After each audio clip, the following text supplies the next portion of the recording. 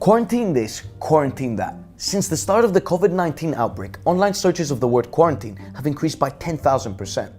Whether it's health experts, politicians, or the media, quarantine has been the #1 recommendation as the most effective way of curbing the infection rate of coronavirus and limit its detrimental impact globally. But is quarantine a new phenomena, and do you know who came up with it? If you look up the definition of quarantine, this is what you'll find. A state, period, or place of isolation in which people or animals that have arrived from elsewhere or been exposed to infectious or contagious disease are placed. Now, the concept of quarantine has been used since biblical times, but there is a general consensus that the man who ingrained and popularized the term is Muslim polymath Ibn Sina, also referred to as Avicenna. Ibn Sina is regarded as one of the most significant physicians, astronomers, thinkers, and writers of the Islamic Golden Age. He argued for the use of quarantine to control the spread of diseases in his 5-volume medical encyclopedia, The Canon of Medicine, originally published in 1025. The Muslim scholar had explained his theory that diseases spread through small particles invisible to the naked eye, a discovery that was proven centuries later after the invention of microscopes.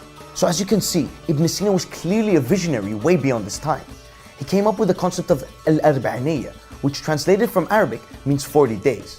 An isolation method to stop the spread of diseases. In the mid-1300s, when the Black Death ravaged the world, all crew docking in Venice needed to stay on board for 40 days in quarantine before coming on land.